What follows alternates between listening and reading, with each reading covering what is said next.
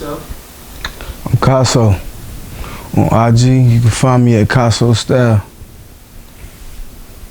I'm a barber. I've been a barber for the past 15, 16 years. That's what I do. I'm known for cutting hair. I cut hair, that's what I do. How long have you been doing this? I've been cutting hair for about 15, 16 years. Yeah. Wow. Yeah. Where did the name Casso Style come from? Casso, let me tell you where Casso came from. So I've been, I got a client that's been loyal to me for some years now, long time. I would say over 6 or 7 years. You know, one day he was sitting in my chair, you know, and I was just lacing him. You know, it was just something about that day, like I was in it, like I was in my zone. You know, and when I finished, you know, I gave him the mirror. He looked in the mirror, he was like, yo, man, you like the Pablo Picasso with his barber and shit, man. I'm like, man, watch out. All right, you know. So every time he came in, he was like, yo, Picasso. And I'm looking at this nigga like, yo, Picasso, you know. I'm curving this shit, like, what the fuck you talking about, Picasso? You know what I'm saying? Every time he come in, Picasso, Picasso, Picasso. You know, and I'm just like downplaying it like, yo, nigga, stop calling me that shit. That shit is corny. You know what I'm saying? So, you know, he just kept coming in. Picasso, what's up? You know, and I don't know, like, if one of the clients, one of the customers that was there heard it, heard him saying Picasso time after time, or that day, whatever. But sure enough, one day somebody came in and was like, yo, I'm waiting for Picasso. And I looked like, I've never seen him before. Like, this is a new customer. Why is he calling me Picasso? And I thought to myself, like, yo, okay, that's coming from my client that always come in here talking about Picasso, Picasso. So I'm like, all right, I know who we talking about. He waiting on me. This is a new customer, so, you know, I cut him or whatever. And the next time he came in, he says, yeah, I'm waiting on Picasso. And I'm like, okay, now I see what this dude done started. He done started a nickname for me. And I believe, like, when you got a nickname, it's given to you. You don't come up with your own nickname. So, once that new customer came in and asked for Picasso, it just kind of stuck, you know. Yeah, I just ran with it. I just ran with Picasso, and, you know, just out of respect for the actual Pablo Picasso, the artist, because that's what I am. I am an artist. That's what I do. I create. I have the ability to create. And that's where my skill comes from. My skill as a barber comes from creativity as an artist. And who better to call yourself Casso after the actual Pablo Picasso? So I shortened it up. I called myself Casso. And that's where Casso came from. Style is basically, after I finish cutting your hair, this is my style given to you from me. Casso Style. So that's where Casso Style came from. When did you become a barber, and what sparked your interest? I became a barber when I was 19 years old. An actual barber. I started cutting my hair.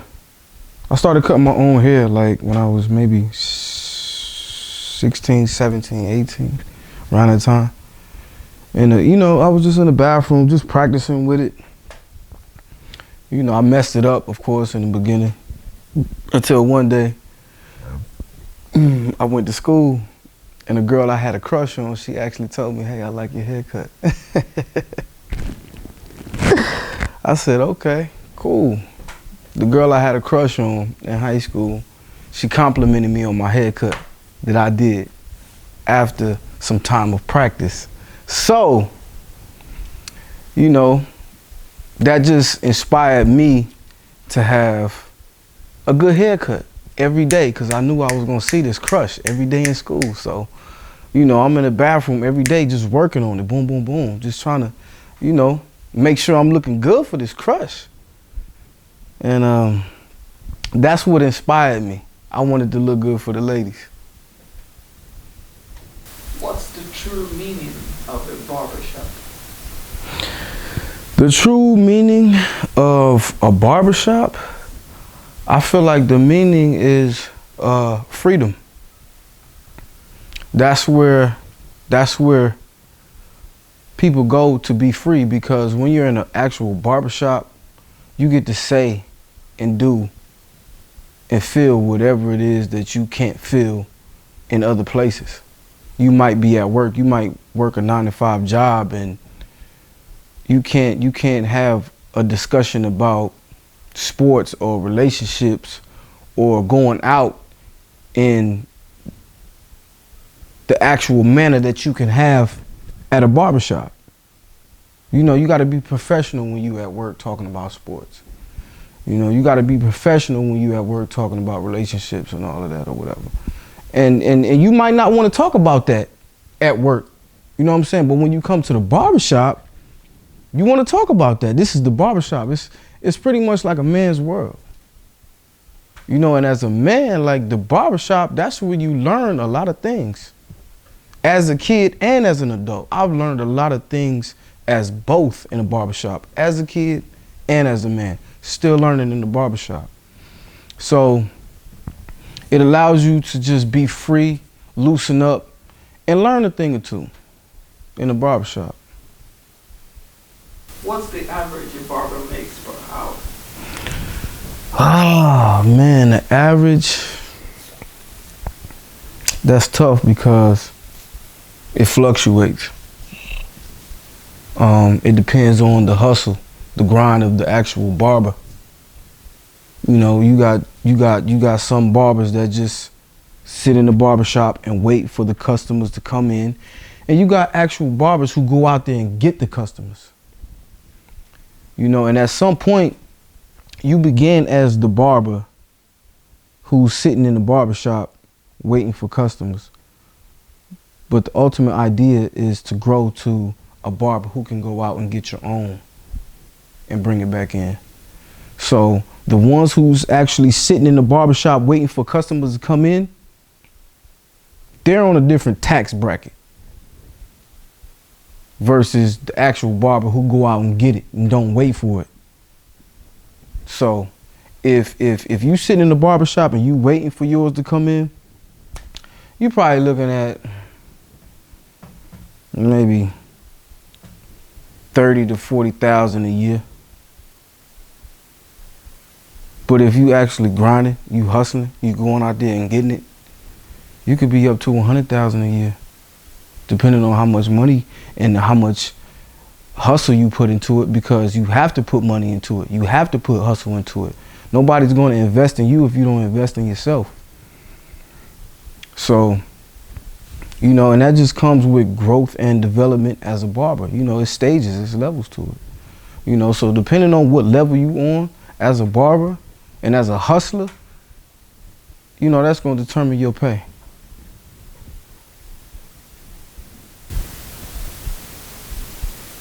What brings you joy in this business? Money. That's what I do it for. I'm not in the business for emotions. I'm not in the business for friends. I'm in the business for money. So if I'm getting money, I'm happy. What separates you from other barbers?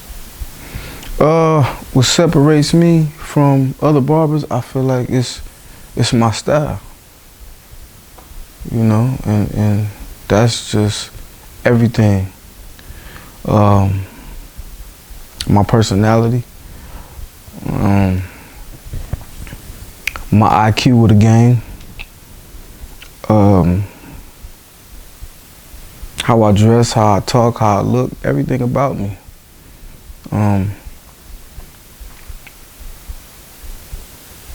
My ability to stay consistent with it. through everything that I do, everything that I put into it. Do you have plans to open your own barbershop? I actually opened up my own barbershop, which I did about 5 years ago, and still open to this day. And I actually I did a collaboration with a franchise. That's very popular and lucrative still to this day. So I've done that. What is your best skills as a barber? My best skill as a barber? I feel like my best skill as a barber is my consistency. You can have a barber that could give you a fire cut on the first and the second time, but that third time, the fourth time, might be not as good as the first and the second time.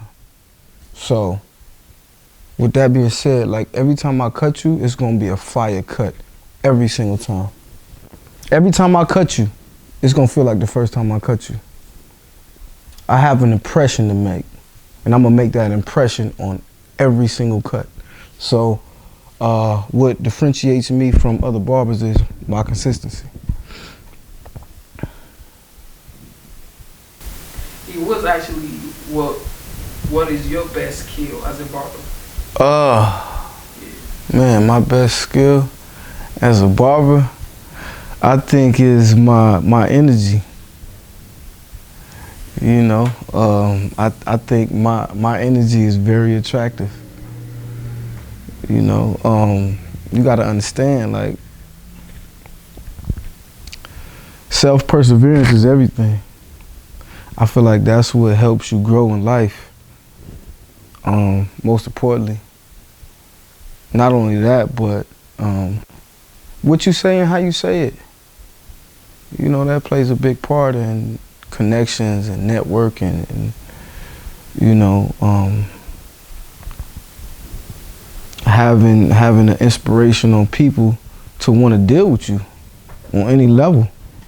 You know, how you carry yourself. So I feel like that's my best skill. How I carry myself as a barber, as a person, just in general.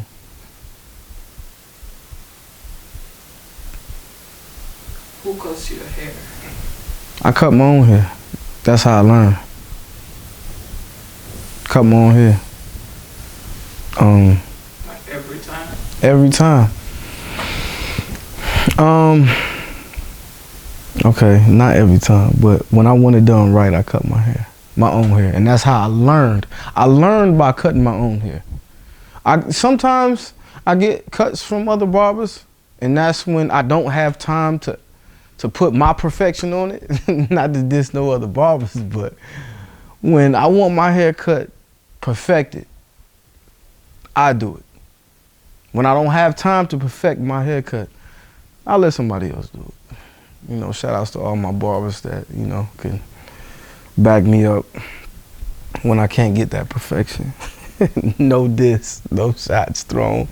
You know, it's just, you know, letting you know when I want something done, you know, I do it. And, you know, I get it done the right way. Like, do you have other businesses aside of this? Yeah, I have other investments that, I have other investments that I have in motion right now. Interesting investments. That's what I like to do. I like to find different businesses that's already in motion, that already has volume, and I invest in it. So if you have anything going on right now, and you're doing good numbers and you want better numbers, you can come to me as an investor and I'll invest in your business. That's what I do. On the side, I invest in other businesses. That's interesting. Yeah. Do you have a mentor in this business? Right now, I am my mentor. When I first started, I had a mentor who showed me what I needed to see and what I needed to do in order to grow from it. And, you know, once I emerged from what he was teaching me, I became my own mentor. And now I am a mentor to other people that's coming up, that's on their trajectory of being the GOAT.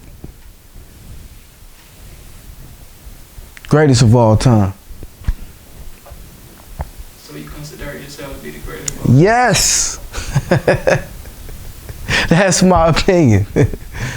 Others might not agree with it, but I feel like that's just the energy and, you know, the attitude that you have to have in anything that you do. You have to feel like you're the best, because if you're not feeling like you're the best, you're feeling like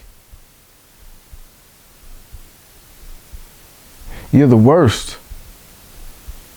You're feeling like you're the best, you're feeling like you're the worst. That's my opinion. There's no in between. You have to feel one or two things. That in between is gonna get you lost. You're gonna get backtracked. If you're feeling like you're the best at one moment, you're feeling like you're the worst at another moment. No, there's no in between. You're either first or you're last. There's no second, there's no third, there's no fourth. You're first, you're last. You're the best, you're the worst. Which one are you? I'm the best. So I feel. What's your target audience? My target is anybody who has hair. If you have hair, you need a haircut, you're my target. You're my audience. You need a haircut, you're my target. A dog needs a haircut, bring him in. I'm cutting any and everything. Everybody's welcome. Everybody's invited to Casso. Come to me. I got you. So anybody, any age, Anybody, any age. If you got money, if you got hair, come to me. I got you. I got you. which of your clients are willing to cash out on your premium cuts? Which of my clients are willing to cash out on my premium cuts?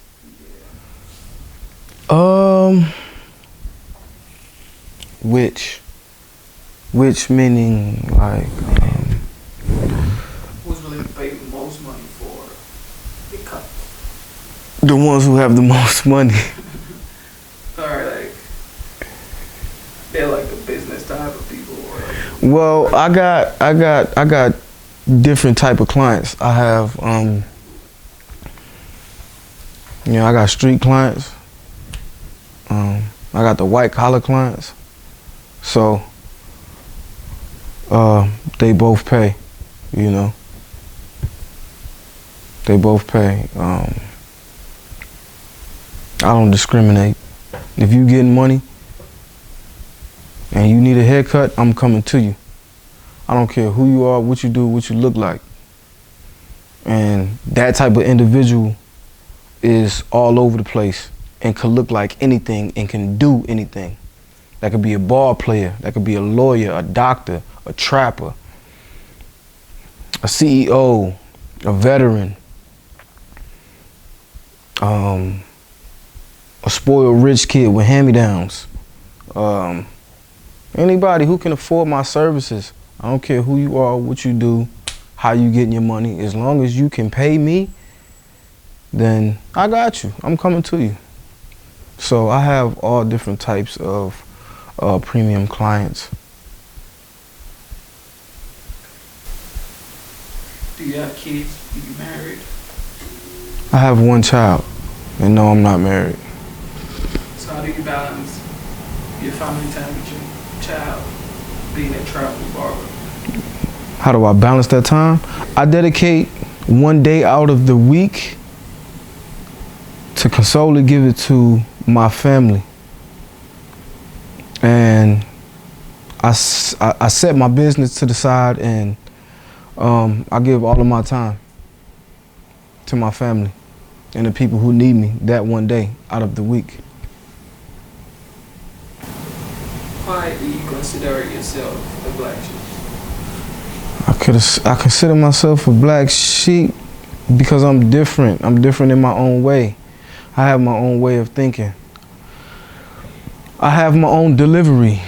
I have my own everything, just like everybody else. I'm different. I'm different because most people actually don't care what anybody else thinks. I do. I actually care what people think. I actually care about opinion. And I feel like that's what makes me different. That's why I consider myself a black sheep, is because I care. I care for you, I care for your business, and I care for your opinion.